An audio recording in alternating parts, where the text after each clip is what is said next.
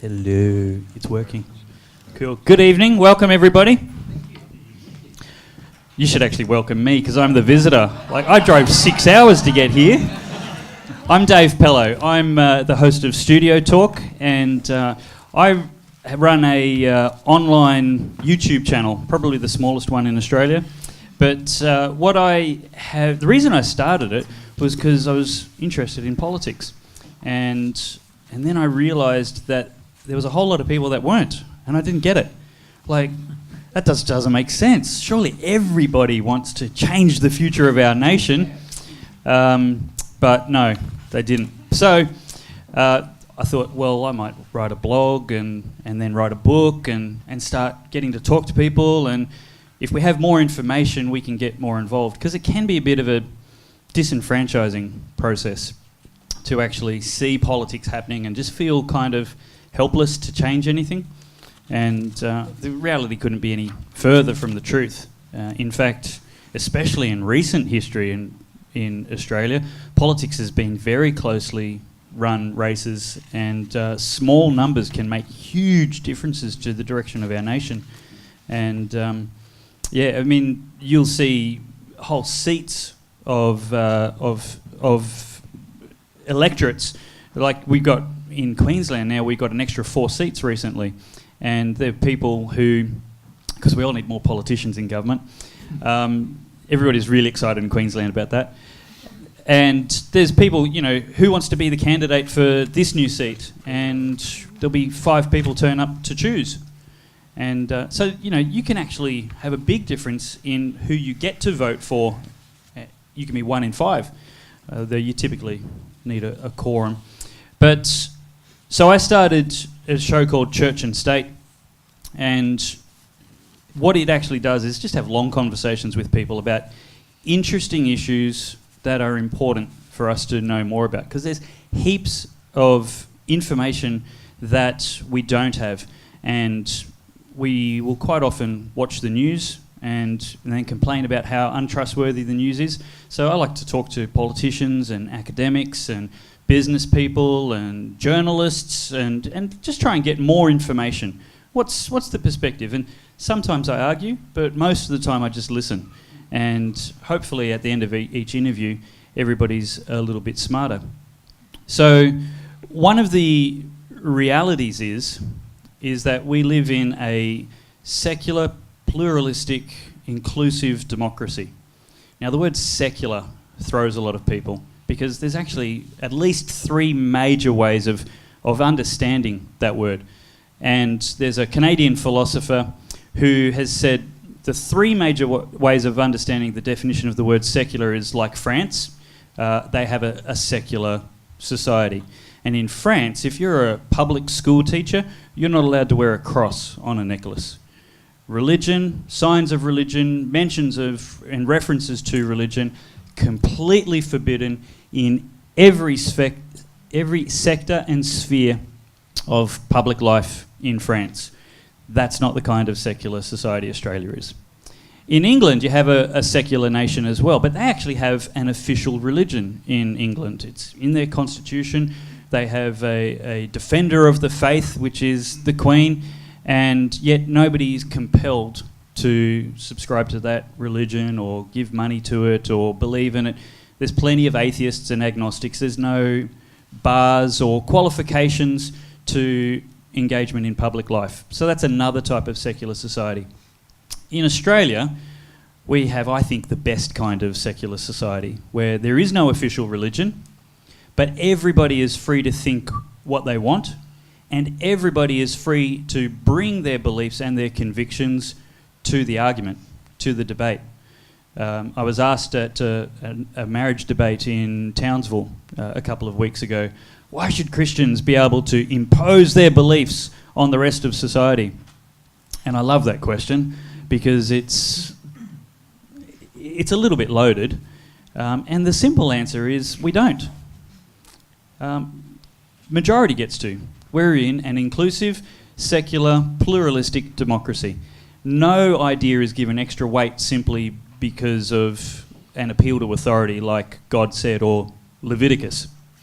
In fact, if I try and argue that marriage should be maintained in any particular way and the best argument I've got is Leviticus, I'm not going to persuade the majority to vote with me. I have to come up with facts, logic, data, evidence, and sometimes emotion, which is certainly running riot in many debates.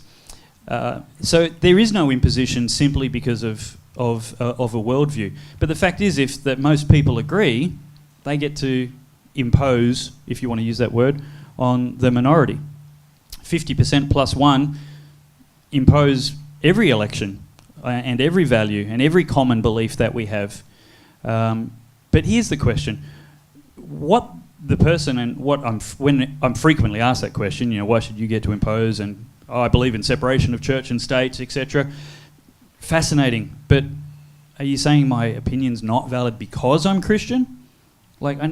We're an inclusive society. Every opinion is valid. Even if you're an environmentalist, even if you're a trade unionist, even if you're a communist. 120 million people dead from collectivism in the last century. We've kind of proved that is the worst idea on the planet. But heaps and heaps and heaps. If there's a scorecard, it's losing. Big time. But every idea is valid and welcome. If you think we haven't done it right in every country where we've tried it every time, and next time we'll get it right, go ahead and try and persuade us. And it's the same thing with our faith as Christians. It's, you don't have to agree, but we do get to have an opinion.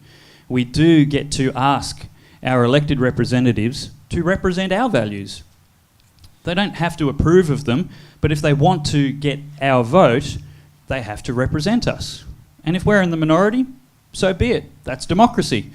2 lions and a goat voting on what to have for dinner is democracy. You just get a better democracy if the population is virtuous.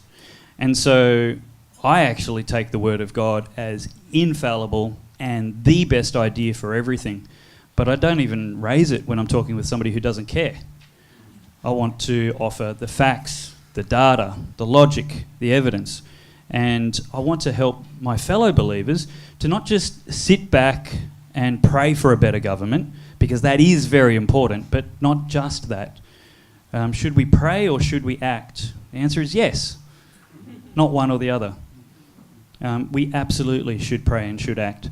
And there's absolutely no reason for us to not be as passionate as people who believe penalty rates are the most important thing at election time.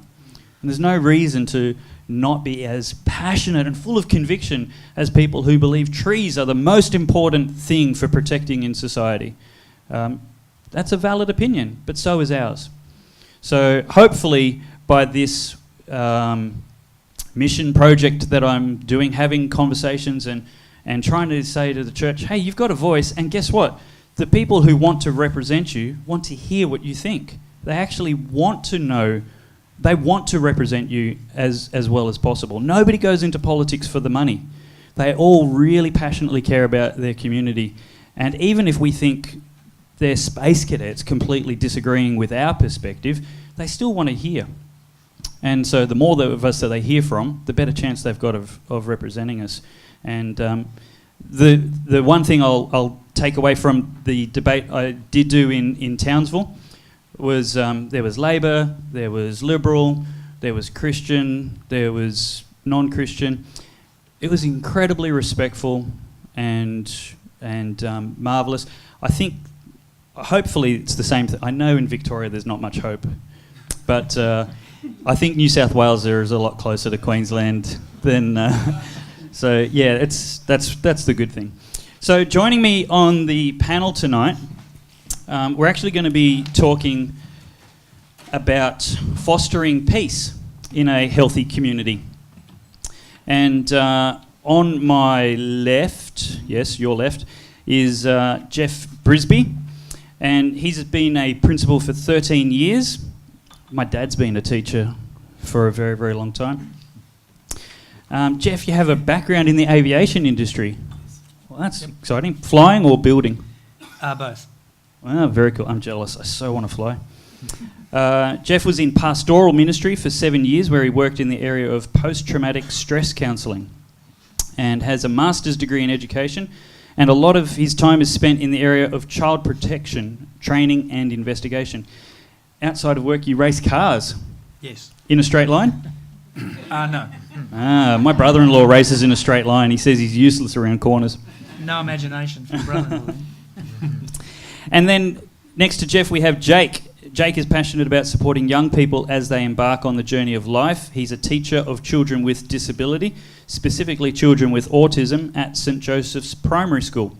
He is the coordinator for Christian Surfers Port Macquarie and is passionate about using his ability to surf and skate to support and build relationship with young guys in the community. That's awesome. They reckon the best career is don't get a job, just figure out what you like doing and figure out how to make money out of it. Do you make money out of that, Jake? Not really. I didn't think so. Well, that's the next bit. Jake loves to travel and explore and enjoys long walks on the beach with his... Oh, serious? Was this a... I didn't write any of that. Well done, Liz. Where's Liz? Is Liz here? Oh, hiding in plain sight. Sorry, I didn't mean to embarrass you, Liz. But it was fun if I did. And right next to me is Councillor Peter Alley, Councillor of Hastings. How big is Hastings Council? How many people? Well, it's Port Macquarie Hastings Council, and it's I'm looking to Jeff, about 80,000 residents. 80,000. That's pretty big. Yeah. And your portfolio is planning, environment and sustainability, external grants and revenues. And Peter was the director of Dark Alley Proprietary Limited, a property and finance administrator of St Barnabas Broadway. What does Dark Alley Proprietary Limited do? Oh, look, it was a small business. Sounds dangerous. Just as it does, doesn't it? Look, I set it up basically to do some IT consulting type work. Drifted off and did some financial management type work as well, and then I ended up working for St Barnabas Church Broadway for a few years. Oh, so that's the connection between Dark Alley. It started IT, then went to finance, and then you did finance at St Barnabas. Something like that. Yeah? Okay. Yes. But I won't mention that the church burnt to the ground while I was there.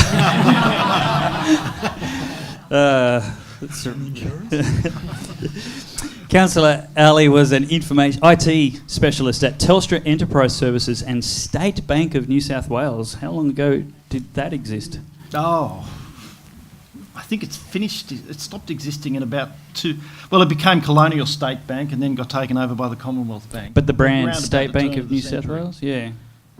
And you've provided services to the not-for-profit sector, such as school and churches, and you're studying law. Oh, I'm so jealous.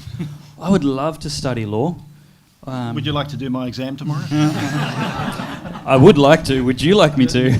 Not having studied it. And on my right, from your perspective, Councillor Jeff Hawkins, another councillor for the Port Macquarie Hastings. Portfolios include economic and cultural development, law and economics, my two favourite pet subjects, missed callings. Finance, corporate services and IT. Jeff is a businessman. That's the kind of person you want in your economic portfolio, with extensive marketing and branding experience in consumer and financial services. What's the marketing of the council like? Pretty ordinary. Good. It's actually a priority. It's been a priority of mine for a while, but haven't had a lot of success, but I think we are going to have a lot of success. Good to see you can see room for improvement. Absolutely. The wrong answer would have been it's perfect. No, it's ordinary. You have successfully operated and owned, not that this is news to you, but I just want to talk about you with you right beside me. Operated and owned your own companies and practiced as a business consultant. And Jeff is also a member of the Port Macquarie Town Centre Master Plan Subcommittee and a member of the Audit Risk and Improvement Committee. So you're the one that puts fences around things that children shouldn't climb on? Staff do that. Okay. And, Take down the fences. yeah, we have to do that. The law says you've got to do that. Yeah, I know. Jeff was also the director of the not-for-profit organisation Edmund Barton Centre, and he is married to Veronica. Is Veronica in the audience for us to embarrass? She's very close. Yay! Yeah. You're not blushing as satisfyingly. And next to Jeff, we have Clara. Clara is the Student Liaison Officer at Charles Sturt University. My mum went there, did welfare degree, and got a job in welfare. Most CSU graduates do get jobs. We are the highest performing university. So Clara actually helps graduates get jobs. The rate of degrees that are wasted in Australia is huge. There's the amount of people that get a degree and then never use it in that field. So that's very helpful to have somebody actually helping transition. Clara is the on-campus community events manager and is kept busy facilitating campaigns on student health, safety and well-being. Do you have safe spaces on Charles Sturt University campuses? No, because the whole of the university is a safe space. Oh. And if anybody wants to be an idiot, then they get kicked out.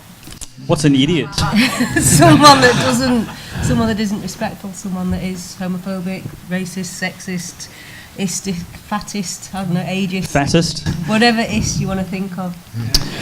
You also coordinate the multicultural and international student programs and help students adjust to life in Australia. Clara also provides assistance to students by connecting them to community support groups, and Clara is married to Paul. No. She's good. And at the end we have Trevor, who is married to Lynn and is the founder of Pycon Homes and Constructions here in Port Macquarie. He is passionate about men reaching their potential as leader of Promise Keepers and Men of Integrity and Ecumenical Men's Ministry. He was instrumental in establishing the Jesus is the Answer campaign, a national awareness strategy. Trevor has served as a counsellor on the Hastings Council and was a founding member of Grace Church, where he currently attends and serves on leadership. Trevor is the chairman of St Columba Foundation here in Port Macquarie and a board member of the Fatherhood Foundation, Dads for Kids. Oh, I know a good friend of yours, Warwick. Yeah, good friend. He's on the board. A national initiative. That's a great program. All right. So, thank you for coming tonight and being part of the studio audience. Just bring your microphones closer there, guys. Sort of touch it with your bottom lip, kind of real close. Now, we want you guys in the audience to be interactive tonight, so we're actually going to put a phone number up on the screen, and you can send your questions in, so we don't have to take anything as a comment, it just won't get mentioned. Tony Jones, I'll take that as a comment when somebody talks for too long and it's not actually a question. We're just going to get the best questions and the most popular questions and actually ask them tonight. So SMS them to me and we'll get them sorted. Actually, it'll be the best or most popular two at the end of the night. So not a huge Q&A time you'll be able to get to bed at a reasonable time. Okay. So, fostering peace in a healthy community.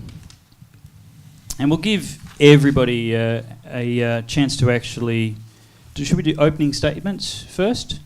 Yep. Okay, we'll do that before question one. So we'll just go... We'll do it methodically. I was going to be mischievous, but we'll just go from left to right. Jeff, have you got something prepared for the first 2 minutes around our topic, or anything at all? Anything at all? Fostering peace in a healthy community. Well, I think firstly, the statement implies that our community is healthy, and I think that very much depends on your perspective on community and society. I think one of the problems that much of the debate that's happening at the moment in Australia is really seeing a healthy community defined, basically by equity, which is really, when people sort of use those sort of words in Australia in the debates, they're really talking about conformity.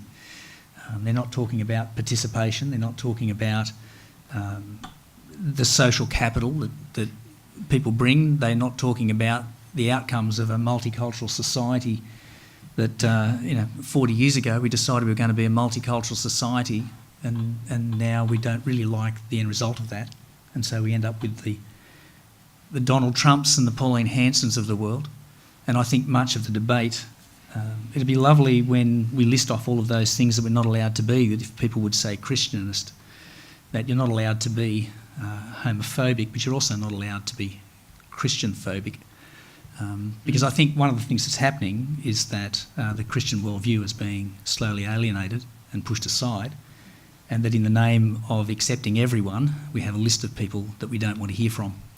And I think that's a real shame. I think that some of the richness of Australian society is being lost because in many cases large groups of people are being marginalised, and if you have a voice that's a dissenting voice, you're no longer seen as being able to bring something valuable to the debate. And I think that needs to be challenged in Australian society. We'll actually go to the questions now, if you guys don't feel robbed on the rest, and we'll give everybody the two... I actually jumped the gun. The 2 minutes each is meant to be at the conclusion. Well, I'll have another 2 minutes. I'm happy with that. Or we could deny Jeff his and give everybody else the right of reply except Jeff. That would be fair, wouldn't it? We want to be balanced. I'm the principal of school. I very rarely get the right of reply. Awesome. Is that all right with you guys? Yeah. Okay. Question 1. With all that constitutes the fabric of society, is the premise that our community is healthy accurate? Do you feel that is the case? And how do we maintain and sustain a healthy community? Jeff, we might finish with you this time. Jake, Excellent. do you mind going first on that one? Yeah, no worries. So I think to look at health, I mean, I was having a bit of a think about this today, and to look at health not only as the absence of, I guess, illness or sickness or infirmity, but also a more holistic picture of health as being physical, social, emotional, and spiritual well-being. I think, like when I think about my community, I think about the people close to me and around me, and I think about Port Macquarie in particular. I think also about the Australian community. But I was just thinking about Port Macquarie in general, and I guess I've got a bit of a heart for Port Macquarie and the young people in Port Macquarie. And I was thinking today, like the assumption that Port Macquarie is a healthy community. I guess it depends which pockets of community you're looking at. And I think it's really hard to say that, for example, on a Saturday morning, I'll go to the beach and I look at the people at the beach on a Saturday morning. It's my favourite place to be, at Town Beach. And I see the community there and I think, wow, we live like Sport Macquarie, as they call it. This is a healthy community. You know, there's people around who are jogging, cycling, doing their yoga, surfing. There's the early morning swimmers. There's people around that not only look physically healthy, but also emotionally healthy and socially healthy. And I think, wow, like this place, I love being in Port Macquarie. I grew up in Port Macquarie. I live in Port Macquarie, and I think, wow, this place is a really healthy place to be. But then, I guess less than 6 hours earlier on a Saturday night, you look at the other pockets of community which are, I guess, kicking around maybe the late night. Saturday night life in Port Macquarie, and you see those that are affected by drug and alcohol addiction, and those that have got, I guess, there's a lot of aggression and, I guess, testosterone, and I guess you can see that there's a lot of lost people as well in the Port Macquarie community and in the Australian community as a whole. And I think to say that Port Macquarie is completely absent of, I guess, people who are struggling with health would be a lie, but to say that because of that, Port Macquarie is not necessarily a healthy community, I don't agree with that. I think the difference is that Port Macquarie, I guess, and the community as a whole, for it to be a healthy community, it would be moving towards a better and more healthy place. And I think what that takes is people not walking past people in need. And I think it's our responsibility to do that. And I think if we are constantly hanging around people who are positive and people who are full of positive energy, and we're in a really great, like if we're constantly hanging out at Town Beach on a Saturday morning, we could look at our community and say it's great, we don't need to do anything. But if we actually, I guess, unveil what's really going on in our community, I think we'd be naive to say that there's nothing wrong with it. But I also see that there's a lot of potential and a lot of good. And I mean, a lot of people say we shouldn't even look at the news because there's so much negativity out there. But I totally disagree. And I think what we need to do is look at how much hope there is, how many people are turning up to nights like this, and how many people actually have a heart to see Port Macquarie and the Australian community become a healthier place. And I think I feel really blessed to live here and to be surrounded by people like that. So. Thanks, Jake. Councillor Ali, is our community healthy, and how do we maintain and sustain a healthy community? Yes and no, I think, is the answer. The fact that we live here, at most of us have probably made a conscious choice to live here at some sort of level. So, and I can't think of a better time to live in terms of, I enjoy the technology that is available to us. I enjoy the wealth that our community has. And I think overall the world is learning and getting things slowly better. Having said that, there's obviously a lot of places in the world where you wouldn't want to be there at this particular point in history. So, so the trend is right. I think we are learning. We talk about and we value the idea of peacekeeping, rather than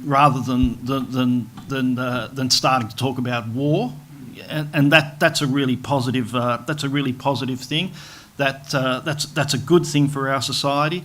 But as Jake was saying, within our society, within the local community here, there is a lot of people hurting. There is a lot of pain. There's a lot of suffering.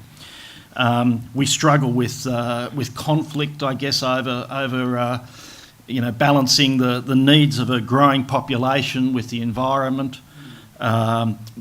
Political issues and social issues we struggle over.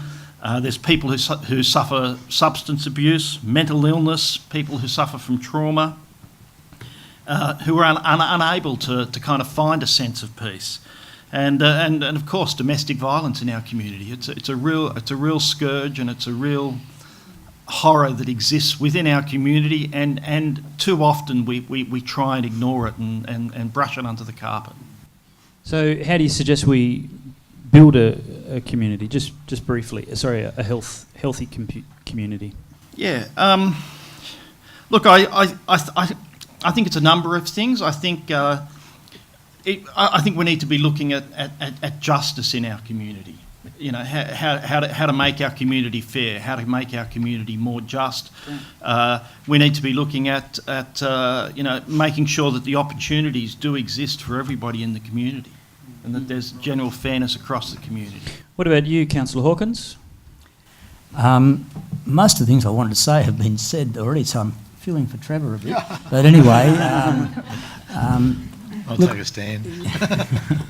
I'm actually fundamentally a very positive, optimistic person, and a glass half full, not a glass half empty.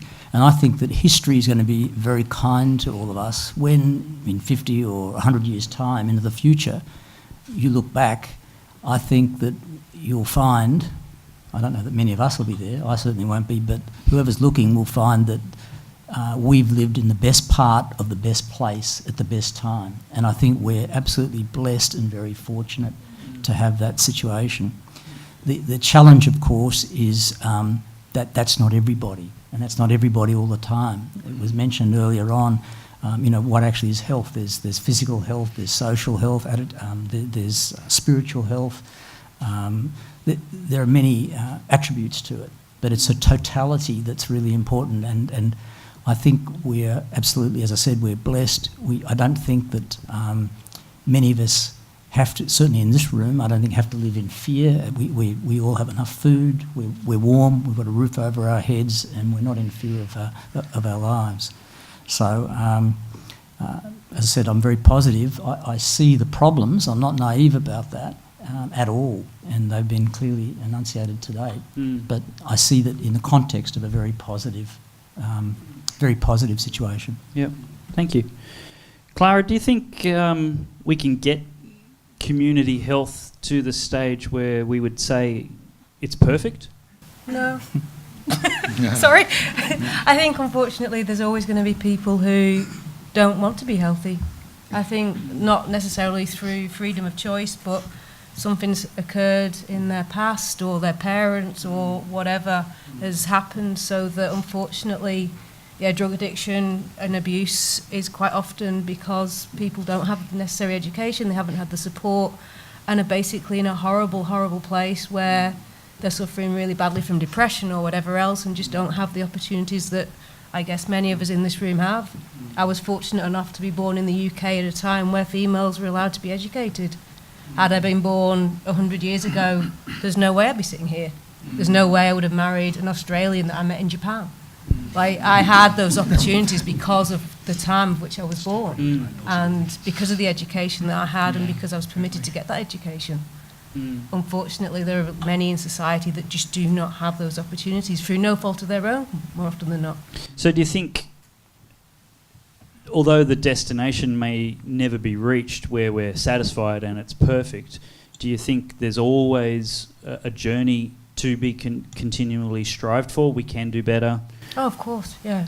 And I think it's about that acceptance as well, and not judging and not making value statements that ultimately, as soon as you make a value statement, someone's going to disagree with you. I could turn around now and go, I'm vegetarian, so therefore none of you can eat meat.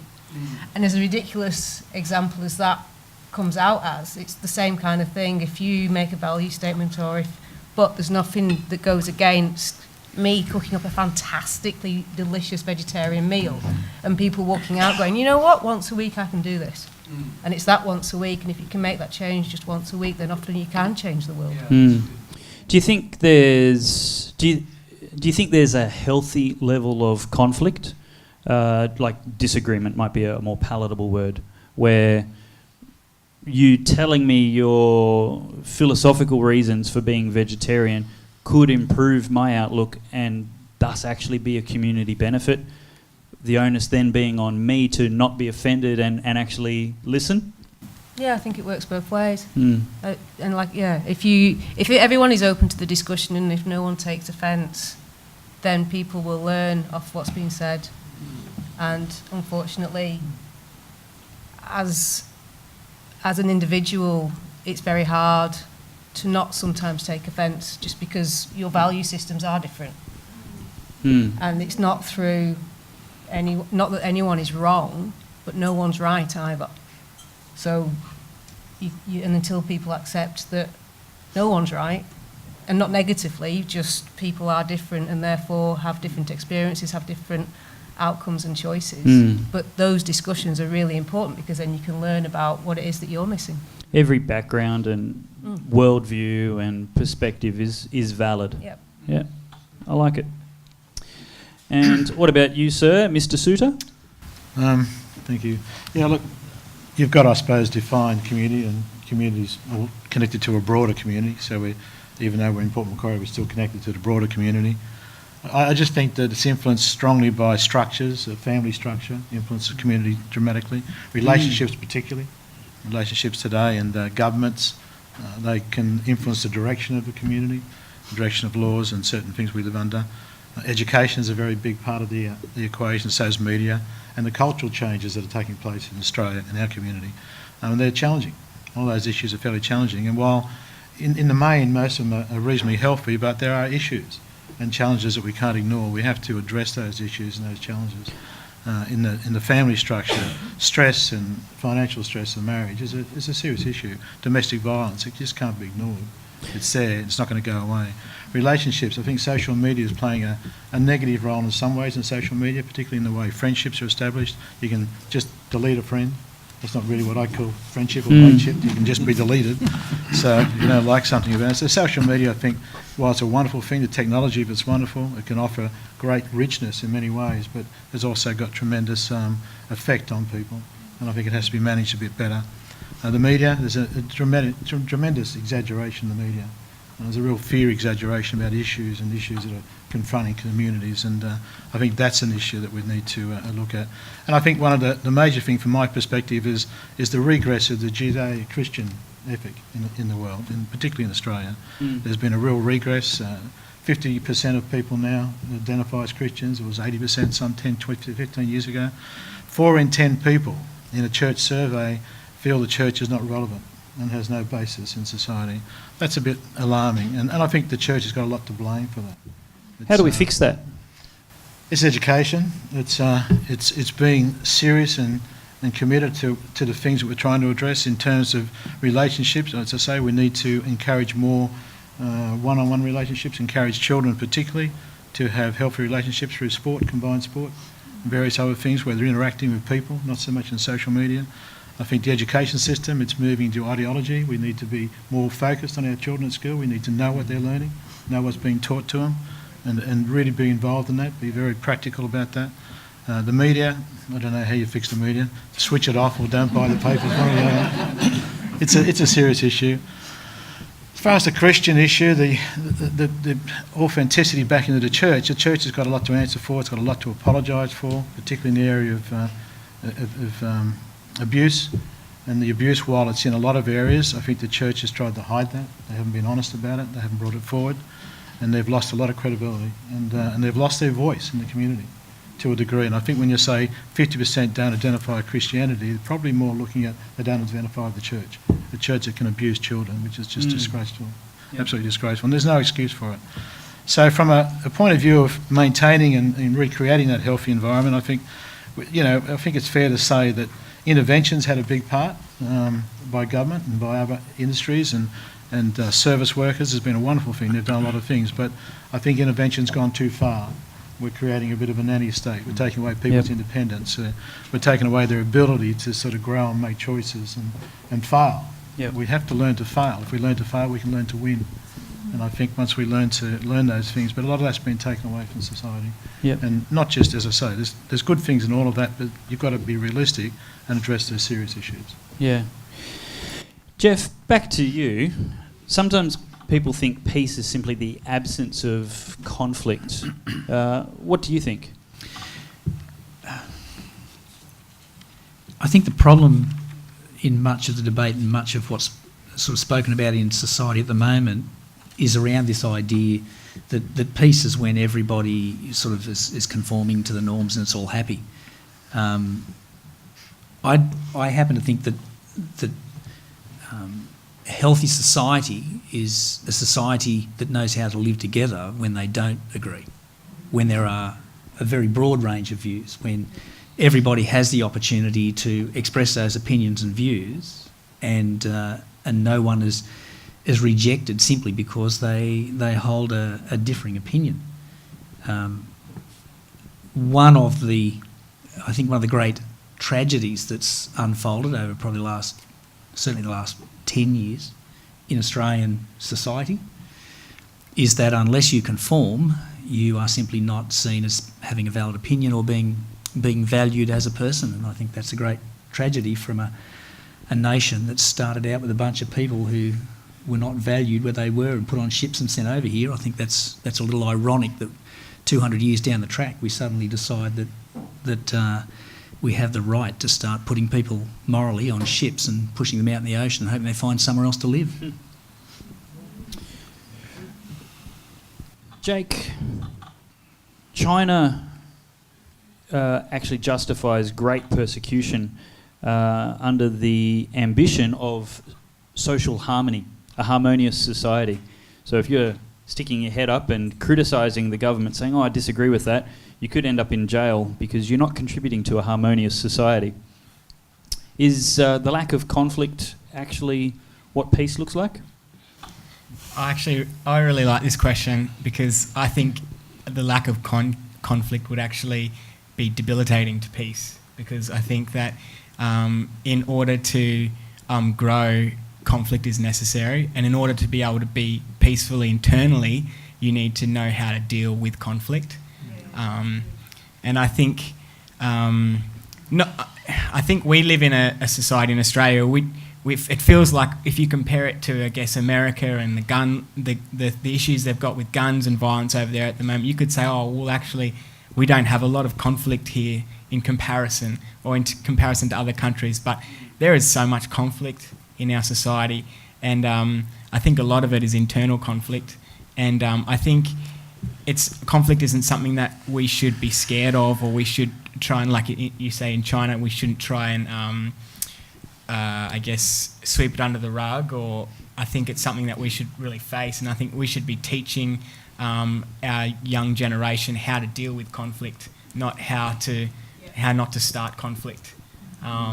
And I look at this happens every day in my classroom. There's with 7 boys with autism. You see conflict every single day, every single lunchtime. And it's just, I think the old way of doing things was, well, you shouldn't, if there's conflict, I guess the old style of teaching was, well, who started it? You shouldn't have done that. Go and write lines or whatever. But I think we need to analyse conflict and say, well, what was the reason behind the conflict? What were the underlying causes? How did you respond to conflict? And I think to actually have a society where we have true peace, we need to be teaching our young people how to deal with conflict so that they have peace internally. And I think that will deal from an inner peace that young people have, that will overflow into more of an outward and physical peace in our society. So I think it's, yeah. Peter, what does peace look like to you? I think it's going to have conflict in it. This idea that we live in, perhaps a fluffy cotton wool ball, and that everybody gets on and everybody is happy. It's just not the way that the world works. It is through conflict that we actually find out about the boundaries that each of us has. It's through conflict that we actually learn how to get on with each other. So I think conflict can actually be a very positive thing. In any sort of relationship, you need I guess, a commitment to in that sort of relationship, whether that's a relationship of a married couple or friends at school or as a community as a whole.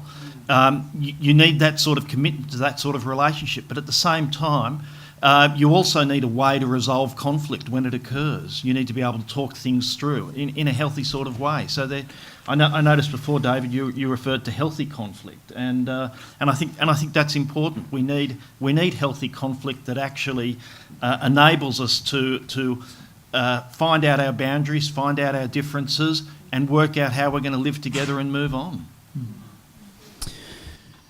Now, Jeff, I don't think we've been pretty much agreeing conflict's really great, but I don't think you'd call much of the Middle East, Syria, etc., a healthy community right now. So clearly there's an unhealthy level of conflict.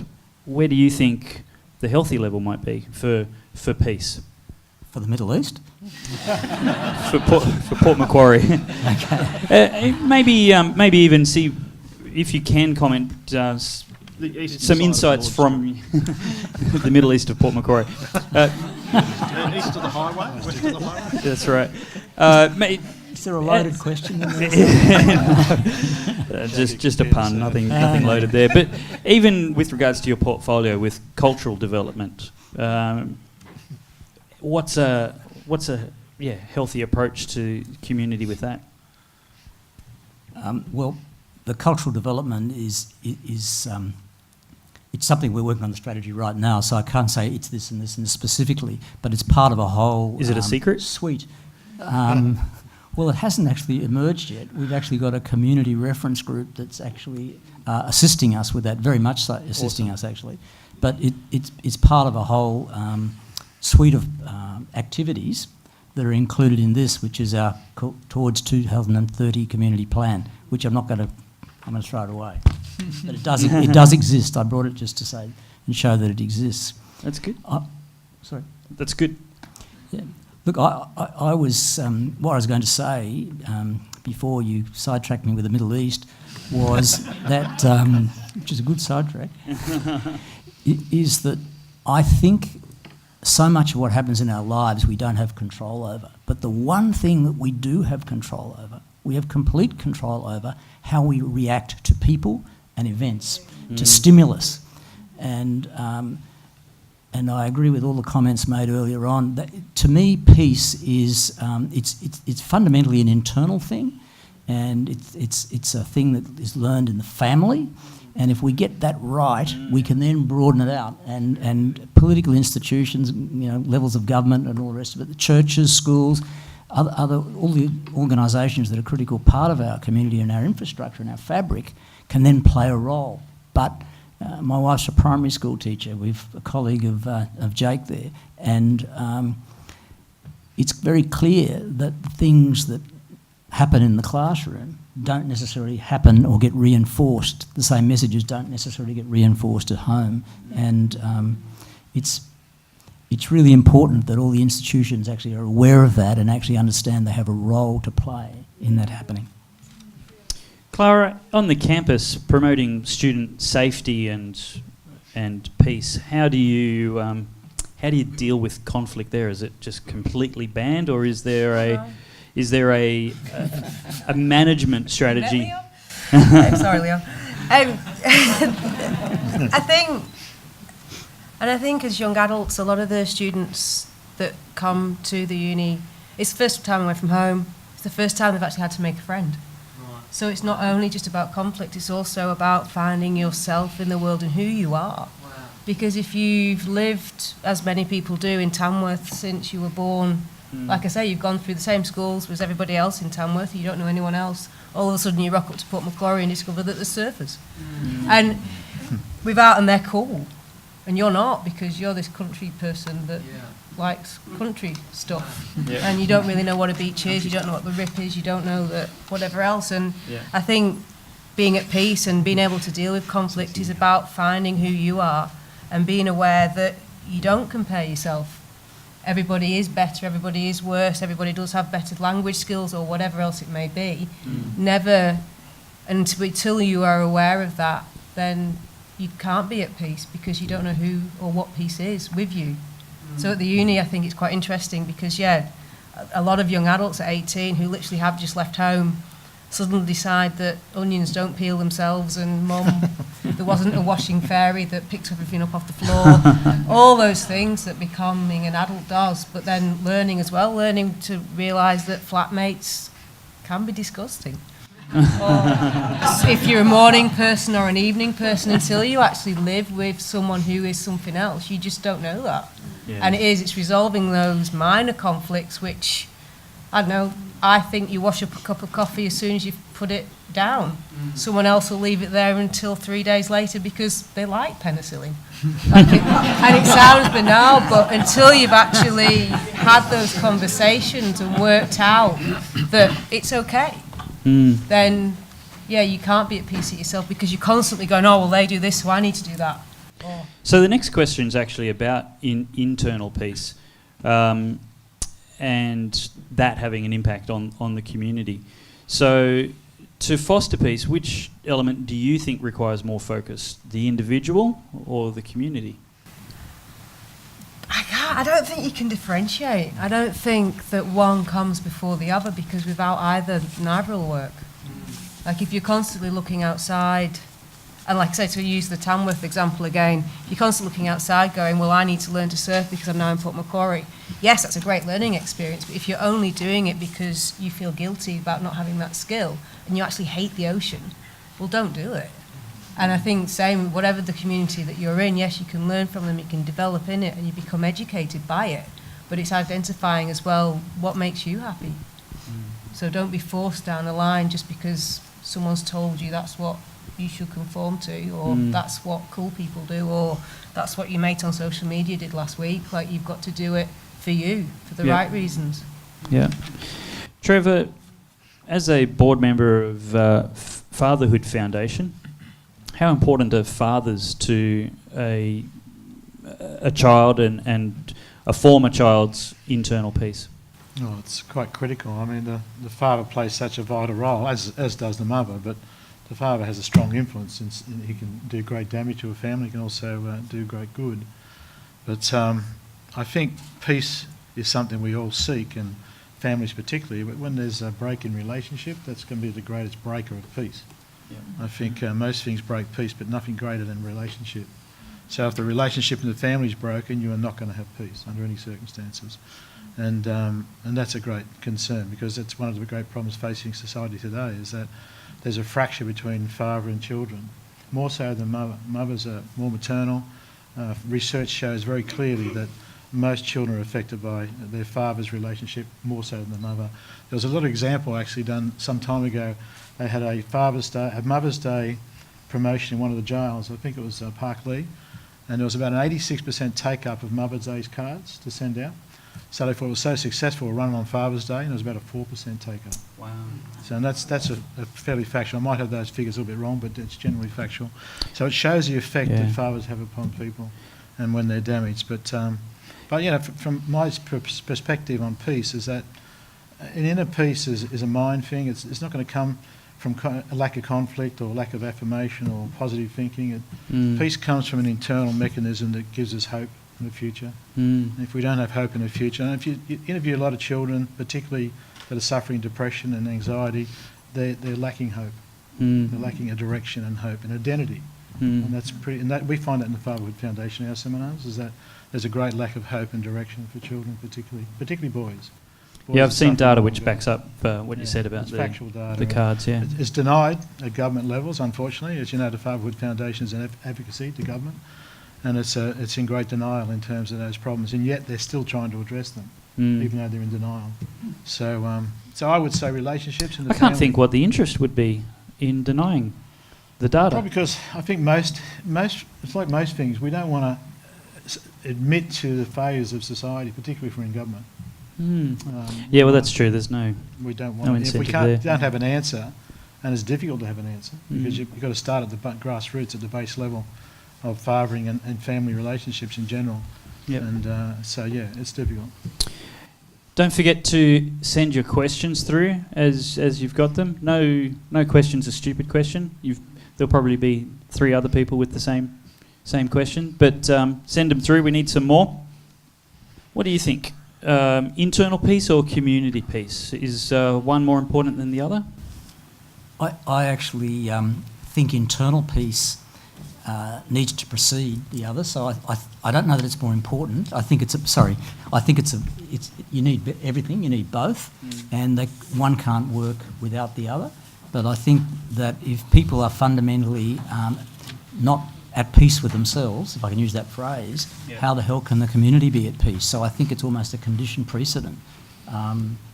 That's my view. Sort of a chicken and the egg kind of question. And egg, yeah. But you do need both.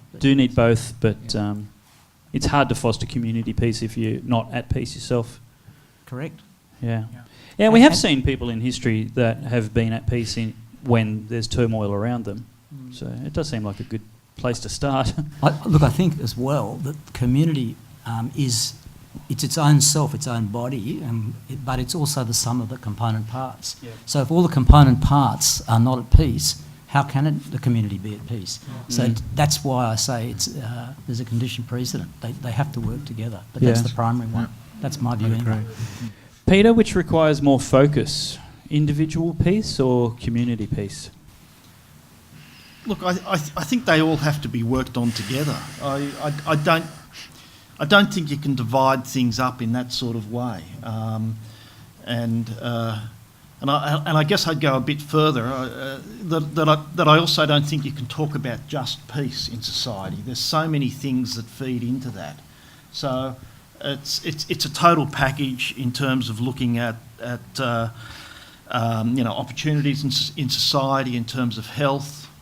In terms of education, these things are all important in terms of building society, of which peace is I guess one of the fruits of that, of all of that, and certainly inner peace is certainly an important building block. Very good. We'll actually start with the next question with you, Jake, so we can keep on track for time. We live in a time where people are becoming ever more aware of their rights, but often at the cost of personal responsibility. Everybody deserves the right to live in a peace-filled community, but whose responsibility is it? It's a good question. It's a good question. Skip. I didn't write it. Phone a friend, Jake? Phone a friend, I think. Yeah. Phone a friend. Let me rephrase it for you, maybe set you up. Something I said before was Done that. democracy I was ready is... to answer the last question. And then Oh, you can answer the last question if you want. no, it's okay. Okay. So 2 lines and a goat make democracy. We're voting what to have for dinner. But, you know, you're a teacher, you're imparting values onto students, hopefully to make a better future. Is it more important to impart to them their rights or a sense of personal responsibility? I think both. I don't know if I could say one is more important than the other, but I think from a young age, I think people need to learn responsibility, and I think out of that, I think you need to teach rights in order to teach responsibility. I don't think when I was growing up through school, we were always told our rights and with those our responsibilities, and I don't think one is necessarily more important than the other. But I think we live in a day and age where it's a lot about the rights. There's a focus on the rights. So I have the right to this and the right to that. And even going through school, I think this was me in a nutshell. I would go through from year 7 to 10, I felt like I had a right, and I didn't really emphasise the responsibility. And I think in our society we often put responsibility on government and on leaders and on teachers, on parents, on those that are in leadership roles. And I think the rest of us can sometimes become lazy. I mean, I even look at some of my students and I think they expect a lot, but they don't necessarily want to give a lot. And I think it's a really good thing to teach, like Trevor was saying, teach identity, and along with identity comes responsibility from a young age. And I think it's not just the leaders that have not just the leaders that have the responsibilities, but I think the younger we can have people learning to be responsible citizens, the better our community and the healthier our community will be. Yeah. I think. Awesome. Jeff Brisby, with regard to your experience in child protection and investigation and your background in education, do you see any solution in the way people are taught with regards to personal responsibility or the lack thereof, now filtering down to those people that aren't enjoying as much peace as we would like in their families? Yeah, look, I think there's a direct connection between the place that our students live, and that's not just in terms of like a physical environment, it's just in terms of the place that they hold in the world and their ability to be able to, I guess be able to live with the fact that their rights aren't always the things that need to be looked after. We teach our students that if you focus on meeting your responsibilities, it's not just your rights that are looked after, it's everyone's rights. So they're built into a sense of corporate.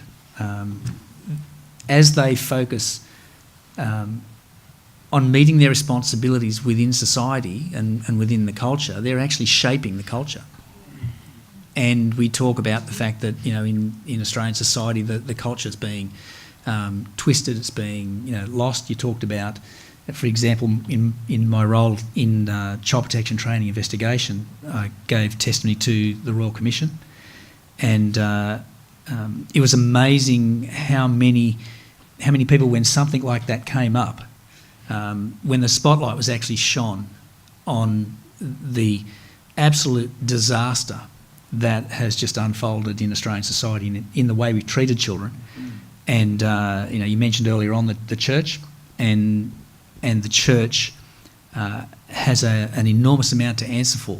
But I sat at the Royal Commission alongside of the police who were held to account, family community services who were held to account, Every youth organisation, pretty much anyone in our society that's had anything to do with children has had their day in the sun in the Royal Commission.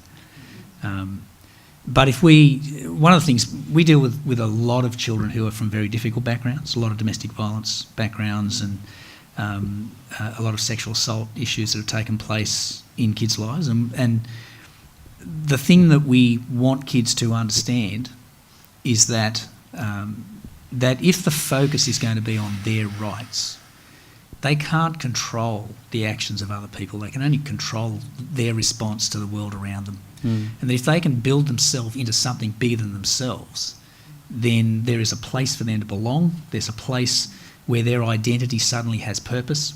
If the focus is on the individual, why am I the way I am? And what do I do with that? Whereas if you're part of a corporate body, then you actually have the opportunity to be who you are for a reason. And obviously being a Christian school, that's uniquely grounded in our belief that our identity is actually founded in God, and that as we live out His purposes, then we are who we are for a reason. And too many kids these days, have a very strong idea of who they are, but absolutely no idea what to do with that. Very good. So I haven't got enough questions. These guys are completely satisfying every curiosity you have, or you're a bit shy with your phones. So send some questions through. We're just about ready to ask them. Clara, Yes. what do you think? Personal responsibility? Do enough university students arrive in your care, having learned the personal responsibility you would have expected they do by that stage? I think the university is a very unique place in society in that those that make it to there have the family support, have the education and the intelligence, emotional intelligence, not necessarily academic intelligence, to actually make it. So in a weird kind of way, the university campus is probably an idolised state of society because they do have family support. There's not everybody, obviously, but those that haven't had the necessary family support and are from, I'd say, a negative background have still had the capacity to work their way through it and make it through into a university environment. So the very nature of the environment, I would say, yes. But I don't think it's indicative of the rest of society necessarily. Yep. Trevor, what do you think? Yeah, I tend to agree with a lot of that. But look, individual for sure is responsible, in my opinion. I think there's two major factors in life, and your belief system that generally dictates your behaviour. I think that's pretty obvious, and what we believe we tend to behave out. So we need to make sure our belief system is nurtured and taken care of, not just as a Christian point of view, but just in general society. I think the other thing is choices. And to me, choices are one of the major factors in life and how we do life. There's good choices and bad choices. A good choice is caring for others and respect for others and making considered decisions. I think they're vital. You find most people in conflict have made bad choices and haven't sought good advice and looking for good advice after the damage has been done. And a bad choice is me first. Simple as that. You put yourself first in society in any way, you'll always make decisions that are going to be in your interest and very rarely in the community interest. So to me, it's simply those two things. I might be simplifying, but to me, that's your belief system and the choices you make will dictate a big part of your life. Is personal responsibility more important than rights, understanding your personal rights, or are they, again, mutually important, equally important? I think all the questions you've asked tonight, they're all, there's no black and white about it. The answers are, there's a degree of balance. I think that it leans, in this instance, the question you've asked, towards personal responsibility, and the challenge with that, as others have enunciated, is actually having those formed in the right way so that the child knows how to actually make choices, how to understand what the values are that are going to see them through life. And it comes from the family. And we've talked a lot about the individuals. We haven't perhaps talked a lot about the families and the role of the family in shaping the individual, but that's clearly where it comes from. And Yeah, I hope I've answered it. What do you think, Councillor Alley? When we talk about rights, we're largely talking about things that exist or things that are perceived to exist that are intended to provide some sort of leveller within society. You know, some sort of, we all have the right to do something, and in this question, do we all have the right to live in a peace-filled community?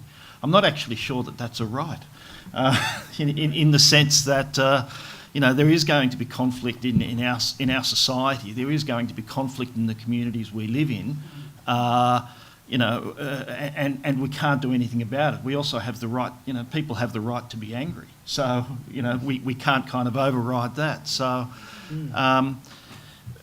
but look, in terms of, I would say to everybody, that they should be strive to be more responsible in everything that you do, because that will add, and that will add to our community, and that will change our community for the better. We'll go from right to left. Trevor, what do you think the local church can do to promote peace in our community? It's a loaded question. It's an easy question. It's so complex because there's so much baggage that comes from the past and the cover-up of the past. So, and as I said before, they've lost credibility in that now. To re-establish credibility, the biblical viewpoint is to love. The whole message of the Bible is love. So that's hard to do. In any society, it's hard to do unconditionally. But that's the example that we need to portray from a church. We need to be sincere about the things we love rather than the things we hate. I think the church has been too much in the past vocal about the things I hate and not sincere about the things I love. And really, as I said, the Bible is a book of love, so we need to exhibit that in a genuine way. That's not easy to do. You've got to do it from a spiritual perspective because we don't have the strength to do that. So as we take that on, and I think we're generally doing that reasonably well. Most churches today are making an effort to do that, and most churches today are very conscious of the past and what they've got to answer for. And there needs to be a degree of humility in all of that, a sincere humility. I went to a sorry day, they called it, but it wasn't the sorry day connected to the Aboriginal issues, but in the Parliament of Canberra, and they had most of the church's representative and to make a public apology for the abuse of the church, and it was really moving. There was probably only one church I felt wasn't as sincere as it could have been. The others were extremely sincere, and it was very, very moving. And I think that goes a long way. That sort of humility goes a long way to restoring the church's credibility and their rightful place, and they lost that, and they shouldn't have. But as I say, abuse is in a lot of institutions, not just the church, but the church covered it up. That's the tragedy. That's the travesty. That's the crime, covering it up. Clara, in your sphere of influence and work, what would you invite or welcome the church to do to foster peace in the community? Crikey. So you deal with multicultural students and helping them get settled. I imagine there might be something that you'd like some help from volunteers with. I don't know. In all honesty, in terms of how... I guess the immediate need for all new students coming in is like Maslow's triangle. You need security, you need food, and you need somewhere to live. And once you've got that, you can then start to consider what Australia is. And then you can start to consider where you are and what plagiarism is and all those nasty things that CSU will throw at you. In terms of what the church... I could tell you some plagiarism stories. In terms of what the church can provide, we're quite lucky. We already have a Tuesday barbecue provided by Port City Church, which the students love. And it's those basic needs, I think, that by coming on and cooking sausages, they do then have the opportunity to act as a chaplain and actually be that point that people can approach them. And it's not... And I agree with what you're saying about the church, but also there can be an element of the church that ends up being very much, sorry to use my fingers in this way, but the church, and a kind of idea that you're forced to conform to the church's parameters, whereas by Port City coming on board and just cooking a sausage, Just loving, yeah. it's got nothing to do with therefore having to conform to be the church, but you can actually open the conversation and provide support, spiritual support or mental support, whatever it is that the students might need, in a very relaxed way. Councillor Hawkins, what can the church do to foster peace in the community? I was hoping you wouldn't ask me. I was thinking what the council can do.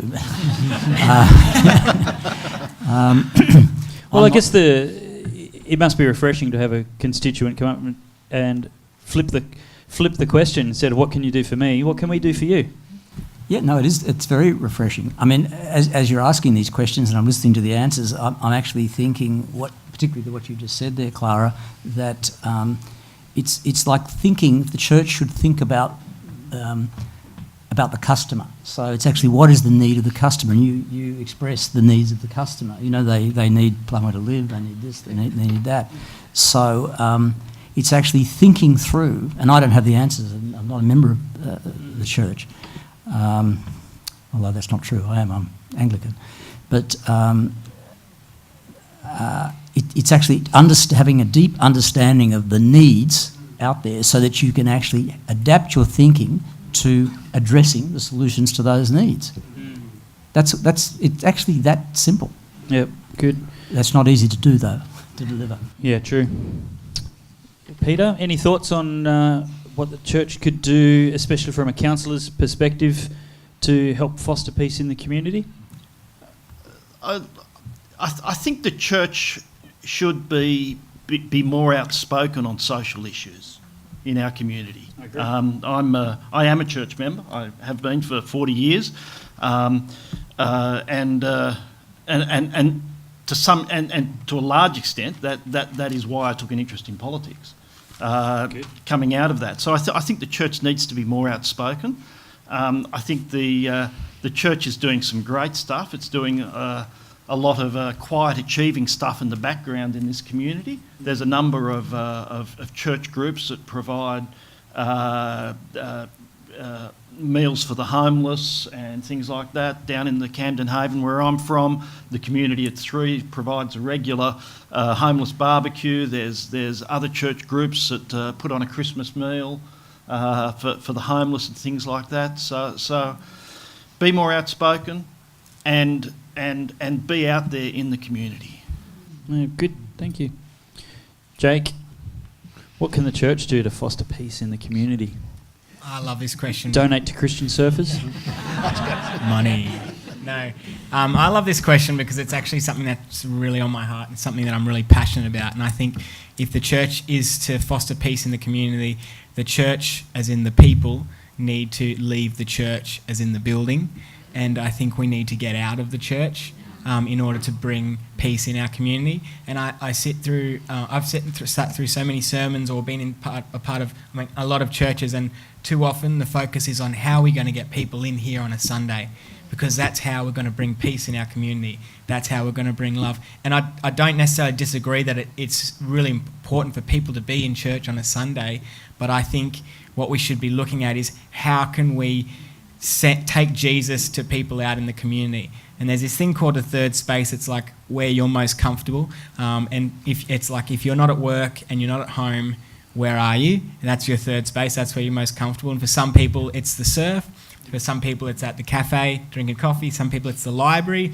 And I believe that if the church is going to be powerful in bringing hope and peace and the love of Jesus, we need to go into people's third space I guess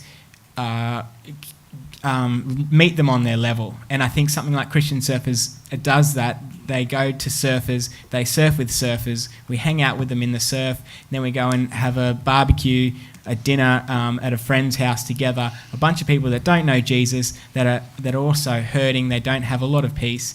And in that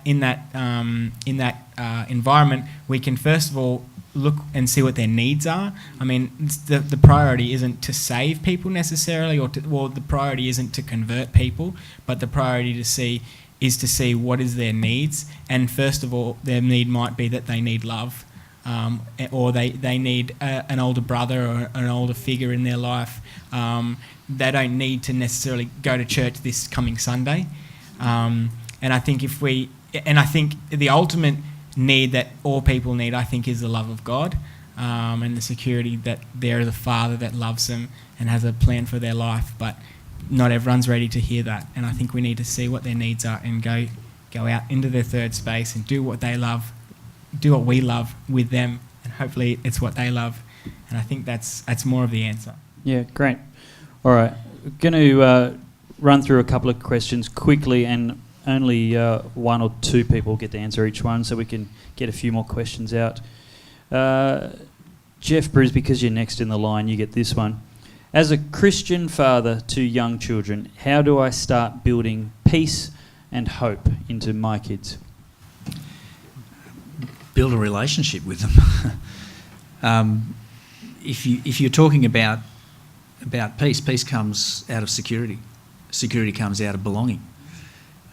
As a father, you have an absolute vital role to provide that place where your kids are safe and secure. It's emotionally safe, physically safe. Be an advocate for your child, whoever your child is, whether it's the child you always dreamt of or not, but be an... And I have 4 children and 11 grandchildren, and sometimes I struggle to like them occasionally, but that's called parenting. He won't tell us which one his favourite is. I tell my one of my granddaughters that she's my favourite eldest granddaughter, and you have to slowly work your way down through all 11.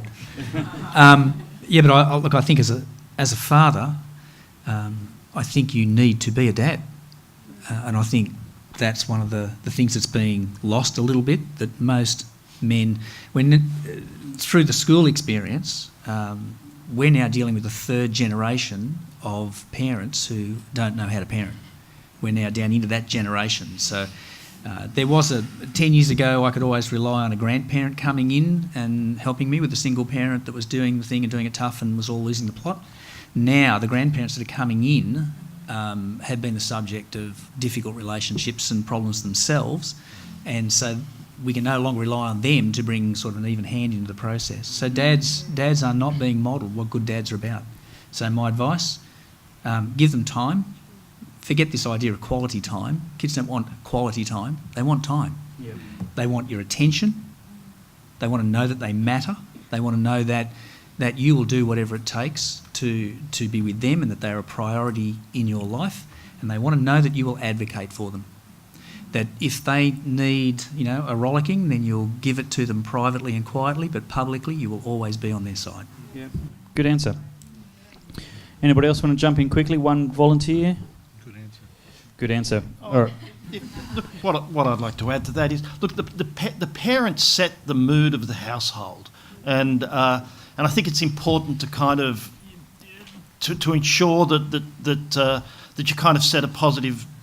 You set a positive mood. You rather than blame, you look at opportunities to do things better, and I think that changes. How your children grow up. It changes the whole mood of the house.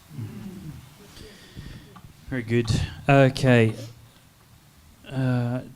Councillor Hawkins, history and philosophy demonstrate there has been a shift in the understanding of a person towards the overriding importance of an individual versus the individual's place within society. Is there a question in that?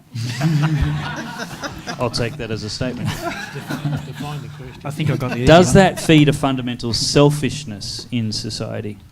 I have no idea. You have to read that again, please. Is serious. there... Yep. I want to understand it, yeah. Is there? I'm just going to paraphrase it.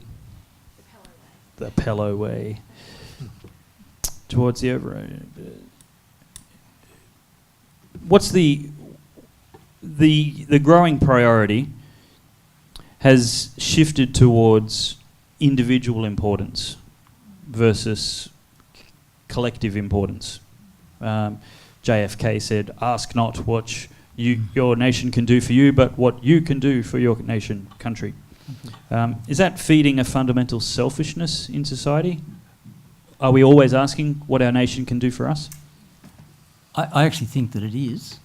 I think, like I said before, every question asked, the answer is really a question of balance, and I think the balance in that has actually, it's swung the wrong way, and it's kind of, it's the age of me, and that's just a reflection of that, and so yeah, that's my answer.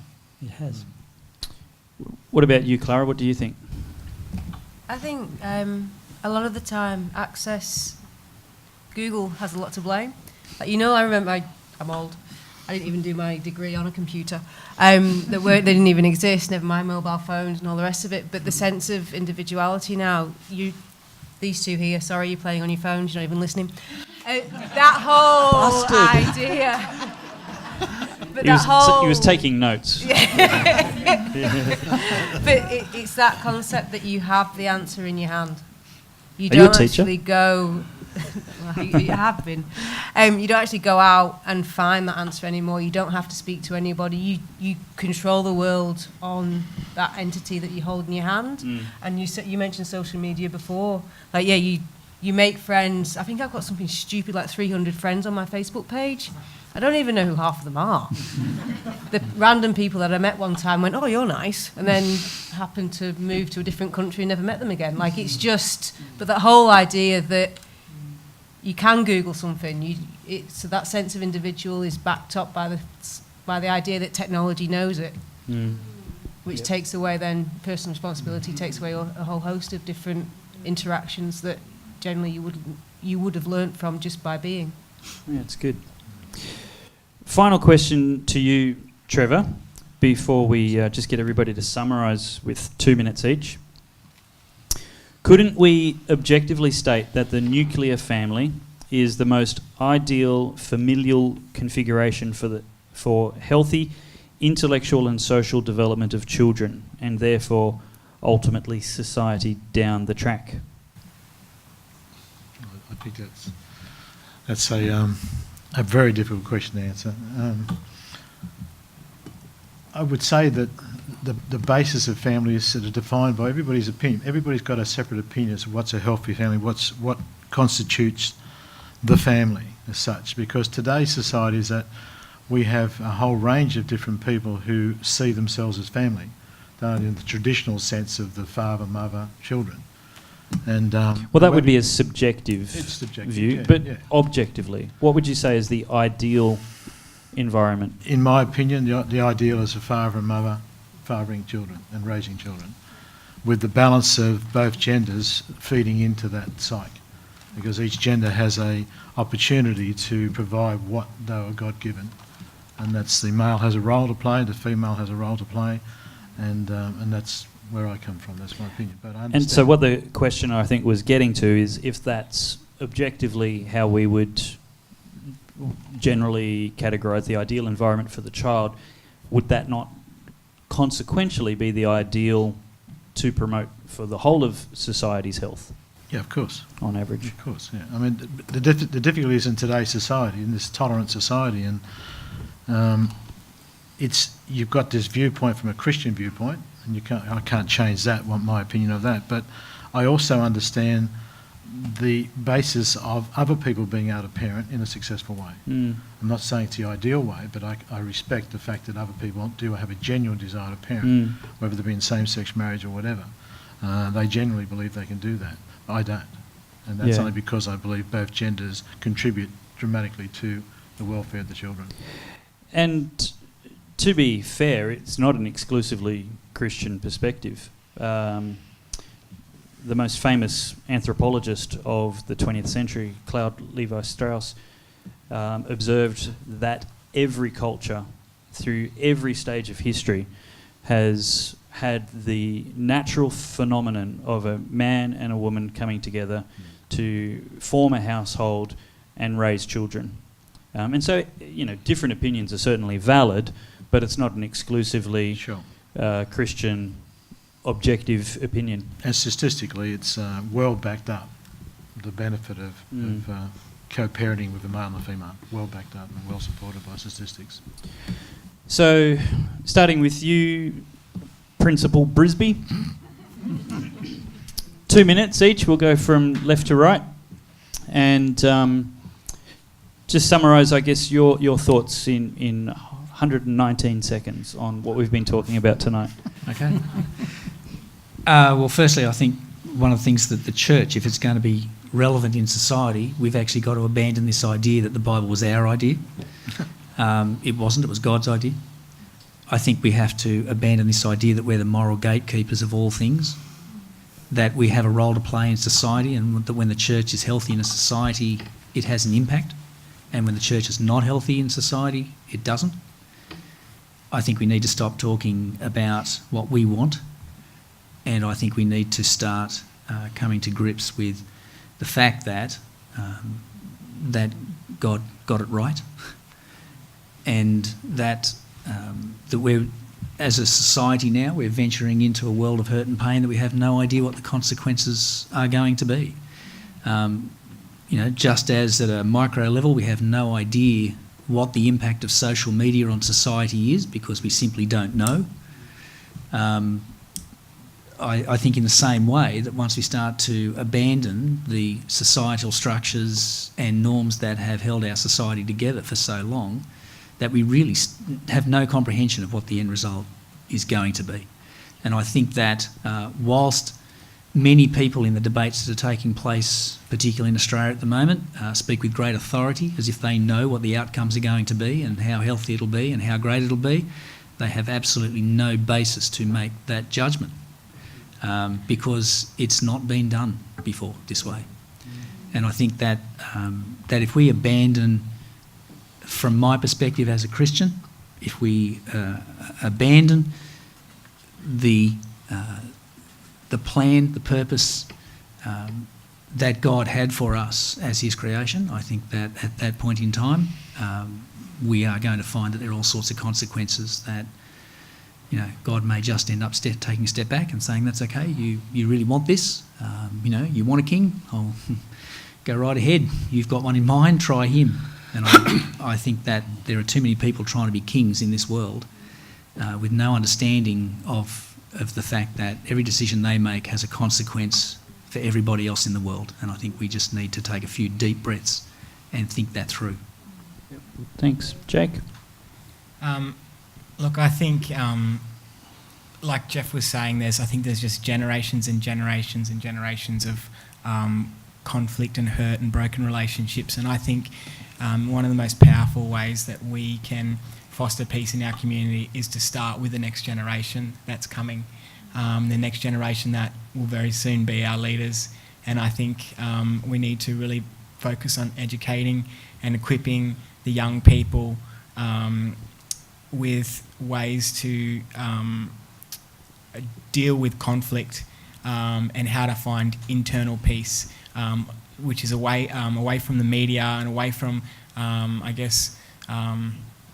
what looks like the perfect model of peace on the outside, but how to find peace on the inside. And I just think of an example that happened today at school. One boy was really getting in the ear of another boy and was just frustrating him to the point where the other boy just turned around and clocked him in the face. And we sat down as a class after lunch, and we sat down and I said to him, well, let's just say he hadn't clocked him yet. Let's just say he was getting really, really angry at the first boy who was just in his ear all lunch. Whose responsibility? Who's at fault there? And one boy responded with, the boy who was in his ear is at fault. He's the kid that was frustrating him. And the second boy, he hadn't even done anything yet, so it couldn't be his fault. And the second boy, another boy said, well, actually, I think the boy who was getting angry, it was his fault because there's probably a lot of other things that were going on in the past and other experiences that had been dwelling up, and he finally unleashed on this one kid that was in his ear for half an hour at lunch. And I challenged them both, and I said, well, actually, I think it's the boy that was getting angry. I think it's actually his responsibility to take control of his feelings and how he's responding. And I think it wasn't the first boy that made him angry, which is what they were all thinking, I think that first boy made it easy for the second boy to respond with anger through what he encountered. And I think that if we focus on teaching the next generation how to respond with conflict instead of how to avoid conflict, I think that will really make a huge difference. And fostering a generation who are confident in themselves, who have a heart for other people, who have a heart for peace, but also know how to deal with conflict when it arises in a peaceful way. I think that's essential. Thanks. Yeah. We're a diverse community. We're socially diverse, we're culturally diverse, we're religiously diverse.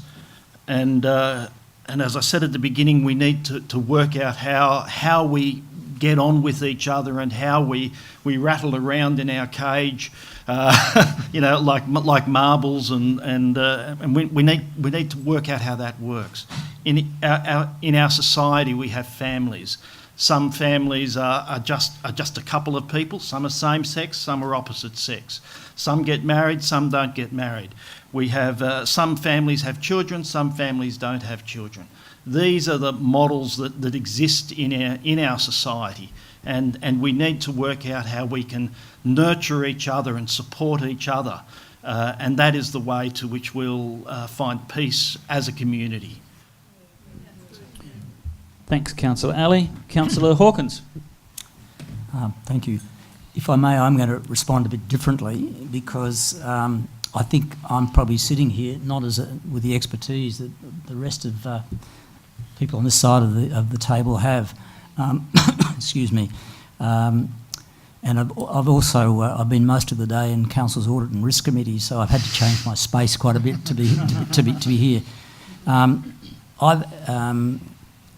I just want to talk about a major take that I've had out of today, and as everyone in the room probably knows, councils are meant to be focused on rates, rubbish and roads and that kind of uninteresting stuff, and we haven't talked about that tonight, and that's really great. We've actually talked about things that are actually the fabric of our society, and they're more valuable, they're more important, and I don't think council has the expertise, and it's not really within our remit to address directly a lot of these things, but we can facilitate them, and I think we can do more.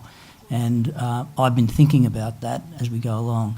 One of the things we do, and I think we do excellently, and I know that we do because we've won awards for it, is actually our public spaces, our beaches, our parks, our town greens, our town squares, and right around our local government area. But I think we need more to work with groups like this. We need to hear. This is fantastic for me, and I'm sure Peter's would say the same thing, to hear what's been expressed tonight. And actually I want to thank you for organising it and allowing me to participate. So it's actually been very valuable for me, and I'll take that back to see what we can do more to facilitate that group such as this. So thank you all. Good. Well said. Clara. A lot less than 2 minutes. But basically I don't think anyone can force peace on anyone else. But I do think that once people are at peace, there is a ground-up movement that can topple anybody that's trying to force something on somebody that shouldn't be forced on. Good thoughts. Well done. That was quick.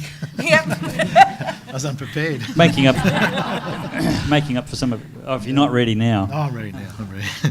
Would you like an extra 60 seconds? No, thanks. No. Look, there's a lot been discussed tonight, as Jeff said, and it's been great because we've all shared our views and there's nobody overarching over one or the other. I've always struggled with the issue of church and non-church because I was only become a Christian when I was 40 years old, and my background prior to that was pretty messy, so I know both sides of life. And I see so many families that are not Christian that are wonderful, wonderful families, incredibly good people, raising great children, tremendously, great achievers. And I've struggled with that for some time. I've tried to decide what is that? How does that work? If the church has got all the answers, why a society can do very well without the church? And my take on that was that the God that we serve as a church, as a Christian, is the God of the natural and the spiritual. So when you follow the natural laws of God you get the natural blessings. When you follow the spiritual laws of God, you get the spiritual as well. So there are many people out there that would make fantastic Christians, that are really wonderful people, and got all the ingredients of good parenting, good citizens, community-minded people. They're just missing the spiritual. We need to find a way to transmit that spiritual aspect of life. And we ourselves as a church, in the church, we don't do that too well even ourselves. We're pretty messy too. There's a lot of messed up people in the church.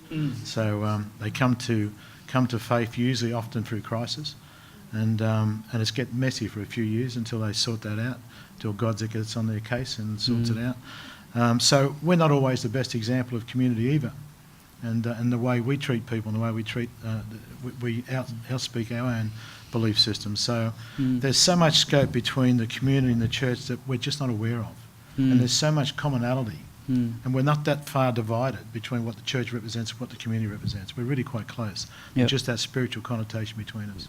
Yeah. And we've got to find a way of cooperating with each other. And I chaired a committee of council, which was the Community Services Committee, for 2 years. It's like an apprenticeship, Jeff. Have you had to do that?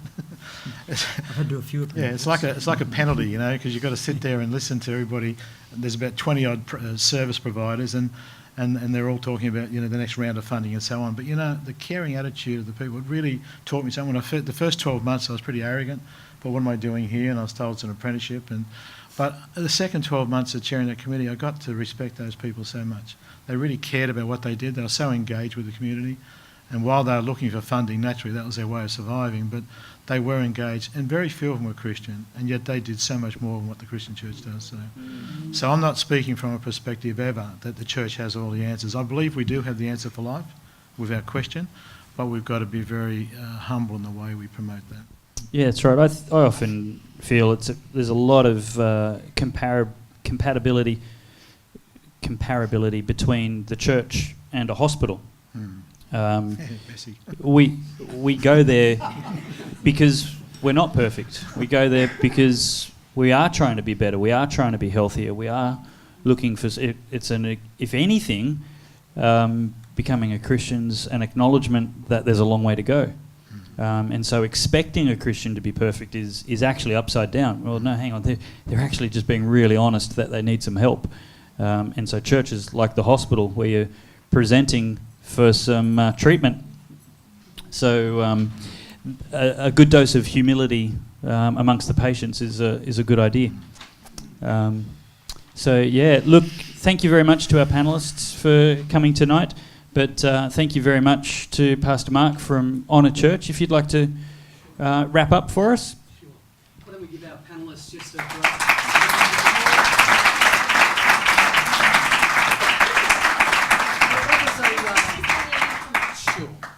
That was a most interesting discussion, and I could hear you going, as each of our panellists brought their views and their ideas to the questions this evening. And so I really want to thank each of you for contributing tonight boldly and humbly and truthfully. It was very, very, very enlightening, and thank you very much. Clara, I loved what you said about maybe none of us are right. I thought that was an incredible statement and something I'm going to just think through for a little while. Maybe none of us are right. I thought that was amazing. And then, Peter, just your comment about it's through conflict that we understand each other's boundaries. I thought that was an amazing statement. I really appreciated that. And then I appreciated Jake as well, because if I was in his class at school, I would have been saved so many lines. I would have liked to have dealt with conflict the way that you deal with conflict. That would be so much better. Jake did good, didn't he, Liz? Yeah. Absolute classic. He did all right, didn't he? Very, very cool. So that's great. So I also want to thank Malcolm Horsler from Uniting Church, one of my colleagues, for being here this evening. Just want to acknowledge you, Malcolm. Also want to acknowledge Dave and Carol and Dennis here from Lifeway Church as well. So I want to acknowledge you this evening. And it was most enlightening for us, wasn't it? I took so many things away from it, and so I really appreciate that. I want to thank you, Dave, for hosting our evening this evening and coming from Queensland to be a part of our night here in Port Macquarie. We really appreciate just your skill and just the way you led us this evening. It was awesome. Jeff, yeah, very good. Jeff, thank you for coming from Heritage School. You live in Taree, but you do have a fast car to take you home, and so that is really cool. The kids at school always say to me, "Oh, how fast do you drive?" And I go, "Well, you drive 80 in an 80 zone and 100 in a 100 zone." No, really, how fast do you go? True. 80 in an 80 zone, 100 in a 100 zone. Very good. And Jake, I just think you're a champion. Thank you so much. Councillor Alley, I've not met you before, but thank you for sharing tonight. Councillor Hawkins, there's a humility about you that's amazing. I love that. When I spoke to you on the phone the first time, I just picked up this humility about you, which is really great. Your wife Veronica is here as well, so thank you for being here. It's just great. Clara, thank you. And we work together a little bit, and it's great to just see what you do there with the students, and just really do appreciate you. Love your accent as well, so that is awesome. Not during the Ashes. Yeah. And Trevor, just thanks for being part of our community. You've been in our community longer than I have. You've been a pillar in our community. You've served our community. What you talk about is true, and you stand up to that. So thank you very much. Really appreciate that. Why don't we give them a great round of applause? Very good. I just want to thank our Studio Talk team, those who've partnered with us. Kimberly and Wes Hone, or Wes and Kimberly Hone. Wes is sitting up the back, Kimberly's down the front. They've had a big fight, and so they're sort of separated a little bit. So thank you very much. It's just great. Also, Evan O'Brien and Michael Chikos and his wife Amy, thank you very much for being part of the team and hosting us this evening. It's great. Thank you, Cher. That's good. In our church, we talk about through our relationships, and so there's nothing better than the Ross family studio to be in relationship with each other, to be nice and intimate and close, and just have a chat. And so I appreciate the fact that we've been able to do that this evening. Please don't go straight away. Take an opportunity to have a cup of tea, cup of coffee. Just give yourselves another 10 minutes to just say hello to somebody, just be in a relationship for a moment, and then you'll be free to go after that. Tea, coffee is here. It's going to be a little bit squishy there, so you may want to just spill out into the foyer. And our heart would be to run 2 or 3 of these next year to address some issues in our community that both relate to church and state, and to see if we can learn something from each other, and see if we can't make our community a better place for all of us. On Saturday night, Cher and I were broken into, and we had an intruder in our home. 4 o'clock in the morning, someone opened our bedroom door, and I yelled out, "Hoi, what are you doing in here?" There wasn't much peace around at that point in time because I wasn't going to offer him a cup of tea. We chased him out. Cher would have been interested in that. But if I could just finish with this thought, Paul, writing from prison to the Philippians, he said, "Now the one who gives peace that surpasses understanding, may he guard your hearts and minds." And really that's what we need. We need hearts and minds guarded.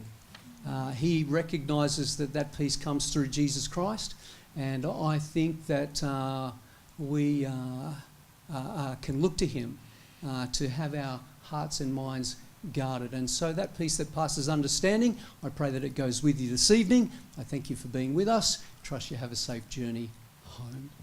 Awesome. Thank you.